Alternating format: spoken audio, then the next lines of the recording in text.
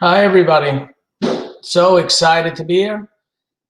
I've been looking forward to speaking to everybody. It's just taken a lot of energy and time and thought to put something like this together, and I'm so excited to be able to share with everybody. So I want to welcome everybody here, and I want to say thank you. I would encourage you to please encourage me and give me as many comments as you can in the comment box. I would love to hear back from you.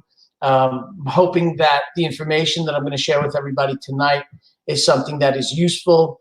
It's something that, as my experience as a life coach, I've been really honing in on what is it that really makes us tick, right? What is it in relationships that allows us to distance ourselves from one another? And when I'm talking about relationships, I'm talking about any kind of relationships.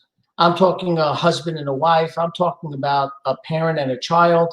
I'm talking about a coworker, an employee with an employer, any relationship possible. Conflict in these relationships or distance of any kind always puts us in a situation where we get to a point in our relationships and we feel totally misunderstood. And I found it so important to be able to share this with you. Excuse me. You know, it's not as complicated as everybody thinks.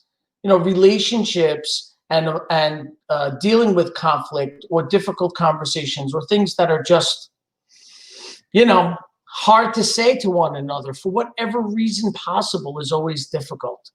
So I found it important and a must for me to be able to come out and to be able to share. And I'm hoping that over the course of the next few weeks, we'll have a few of these lives. And then we're planning on doing a masterclass so that we can all share in and we can all benefit from the information. We can learn together. We can communicate together. My hopes is even starting a community together so that we'll be able to support one another with whatever conflict or issues we might have. So thank you for coming. Thank you for watching, whether you're watching it live, whether you're watching it, on something that's after the broadcast. I just want to say thank you from the bottom of my heart. I am so excited to be able to share some information with you. So without further ado, I want to start presenting to you some situations or some concepts of why do we get into conflict? What is it in our relationships that gets us to a point where we just get stuck? And from this stuck, we build this frustration. And from this frustration, we start energetically maybe attacking one another. It might not be direct contact, but energetically, I already feel some type of a distance from you. And to be able to deal with something like that it's not that difficult. It's not as difficult as everybody thinks. How many of you actually avoid conflict? How many of you shun away from the conflict or the struggle of having a conversation that you really want to have with somebody? There's something that you want to say and you end up not saying it. Or you are a person who wants to please. You want to please others. No matter what you do, whether it's a dinner or a party or a friend that needs you or a child that needs you or a spouse that needs you at whatever time, and you just constantly feel like you have to give of yourself until there's nothing left inside.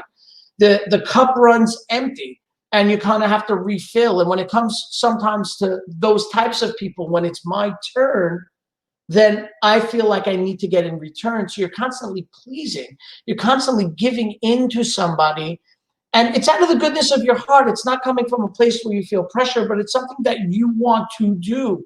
But you give of yourself, all those somewhere inside of you, somewhere in your intuition, it says to you that I just don't have this energy to give, but I continuously give anyway. How many of you kind of feel that way? So if you can, drop a comment in the comment box so I can see it, that would be great. I want to know how many people out there are feeling. What about this feeling, right? Do you feel guilty If you don't make the other person happy, if your sister or sister-in-law or brother-in-law calls you up and they want to come over for a weekend, or they want to use your pool, or they want to, whatever it might be. But if you say no, you are listening to yourself, but you're left with a feeling of guilt. You're left with a feeling of, wait a minute, I feel bad I said no. And it just starts to stir up inside of you, and it just starts affecting you in a negative way. So I have this, pleasing side of me. There's this side that wants to make everybody happy, and there's a part that wants to make myself happy. And doing all those things at once sometimes is impossible. Sometimes it's easy to do, but sometimes it's just impossible to do. So I'm going to upset the other person by saying no. But if I say yes, then I'm going to be upsetting myself. And what do? So we get caught up in these types of conflicts. And one of the main things that somebody in any type of relationship needs to know, this is the most important piece of really what I'm going to share with you tonight, is all conflicts in relationships is someone feels misunderstood. You feel like you're talking to somebody, you said something, they answered maybe abruptly, they didn't understand what you said, and they've already somehow analyzed in their brain what it is that you're saying, and they think it's coming from a particular point, and it's not. It's coming from somewhere else, so they'll respond. Let me maybe give you some type of an example. Let me give you a story, an idea of what might incur or ensue with a couple. So Rachel and Joey. Let's talk about Rachel and Joey. Rachel and Joey are married for several years, and Joey happens to be a very social type person. Joey likes to have friends over. He likes to go out. He likes to go for dinner. He likes to, just socialize. And Rachel enjoys that at times too, but sometimes she's a homebody, and sometimes she just wants to relax and take her time and just maybe spend some time with Joey. So here's the scenario. Rachel gets a phone call from Joey, and Joey calls up and says, Rachel, you don't understand. Jonathan and Samantha, they just called. We haven't seen them so long. What do you think? Let's go out with them tonight. Let's go have a good time. And Rachel, in the back of her mind, is just thinking, you know what? I just wanted to maybe just take a shower and just chill out in my pajamas, maybe have a glass of wine and just relax and enjoy Joey. But Rachel, understanding her husband's position, that he's a person who likes to be social, she wants to genuinely make her husband happy, right? She wants to please him. She wants to make him happy. So she says to him, sure, Joe, why don't we? Why don't we go out for dinner? And they get ready, and they end up going out. And somewhere during the dinner, Joey's feelings, Rachel's energy is just not there. She's there, but she's not totally present. She's not giving us all that energy, that wonderful Rachel joy. And at a particular point, Joey turns around to Rachel and he says, are you okay? Are you fine? Now, pause for a minute. Rachel's in a bind. Why is Rachel in a bind? Because she now can't tell Joey, I'm just feeling a little tired. I didn't want to go out tonight. So what does Rachel end up doing? Rachel ends up saying, you know what? She can't give an answer. So she turns around, she goes, no, I'm fine. Everything's fine. It's okay. So they continue with their evening, and Joey's just feeling a little bit of distance from Rachel. She doesn't understand. And on the way back to their house from dinner, Joey turns to Rachel and says, what was wrong with you tonight? I don't understand. I called you. We wanted to go out for dinner, but, you kind of seemed like you didn't want to be there. Now, Rachel's stuck in two different areas. First, she can't tell Joey the truth because he's going to now find out she really didn't want to go out in the first place. And now Joey is upset with Rachel for not being present at dinner.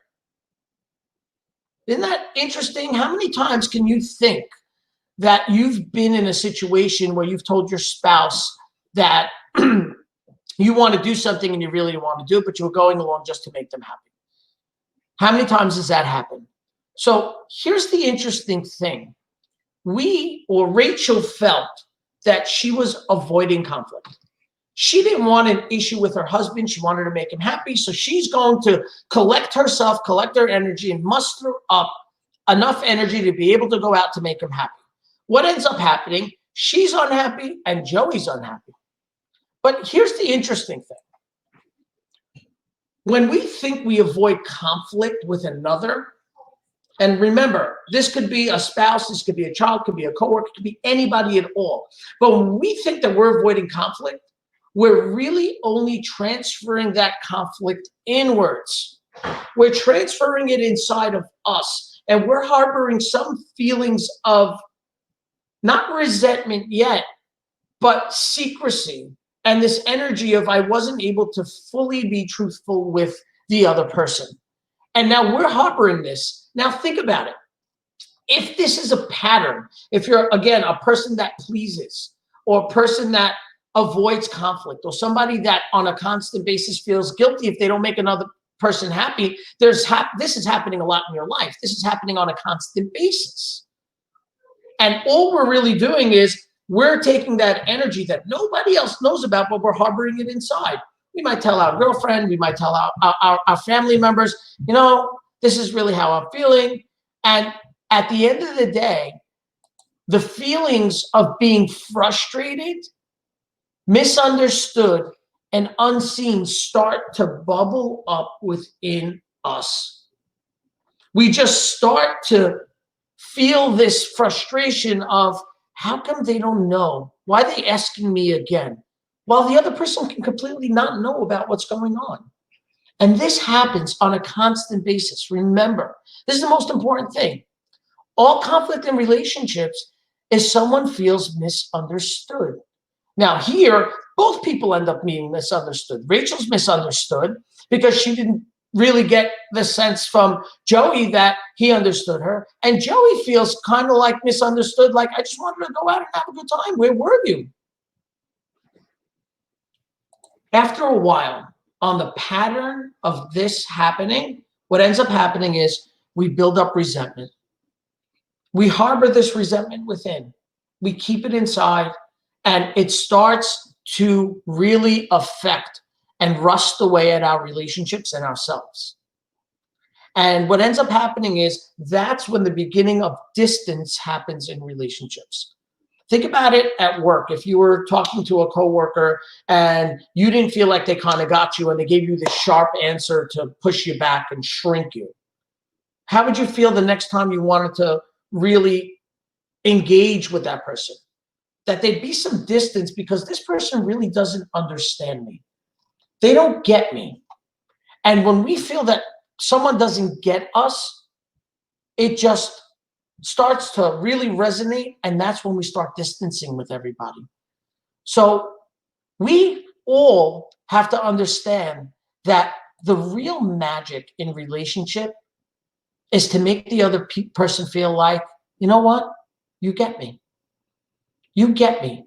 This is what every human being wants. You know, I had several clients in this week, and at the heart of every situation when I'm dealing with two people is a sense of, you don't get me. And when you don't get me, I start building up this frustration. I might answer like, what are you talking about? And you might get this like real effect in your body, and like you're attacking the other person. The other person doesn't understand what's happening. And really, it's just a sense of, you don't get me.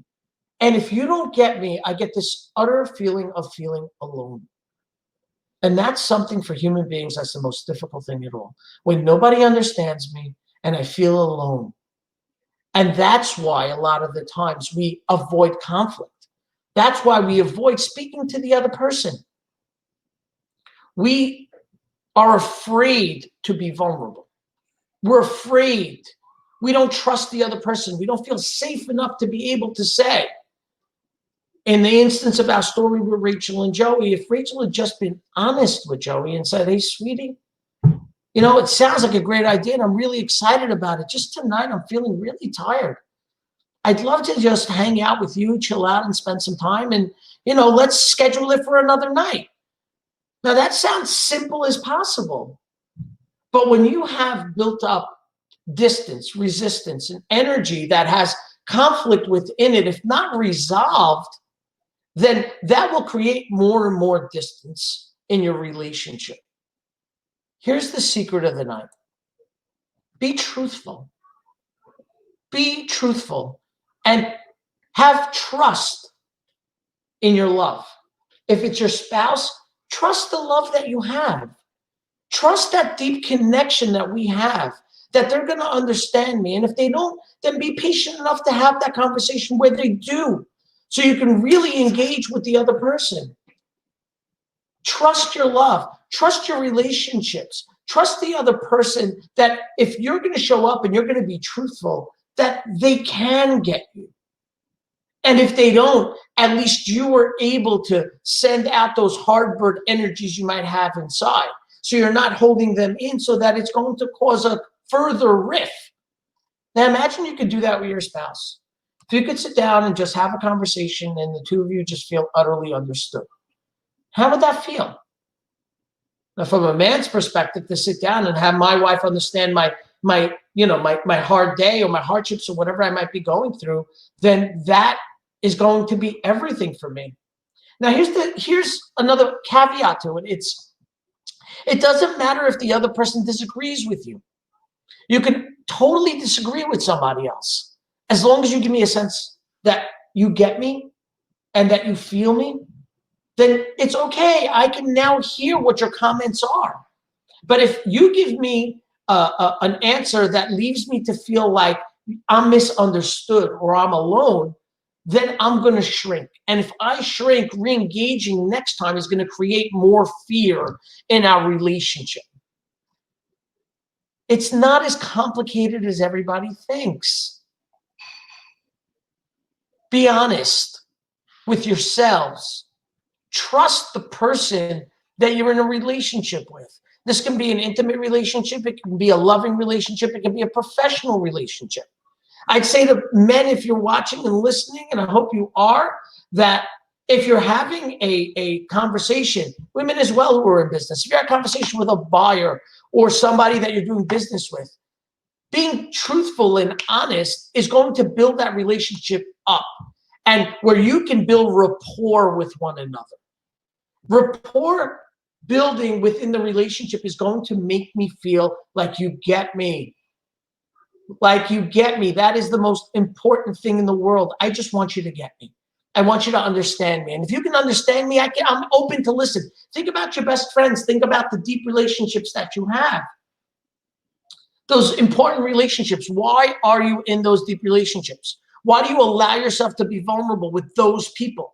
If you're honest with yourself, it's because that person gets you. That person understands you. So you can tell them the truth of how you're feeling, and you can lay back those layers that we harbor in front of ourselves to protect ourselves for a lack of feeling loved or understood. Now, I want you to do me a favor, everybody.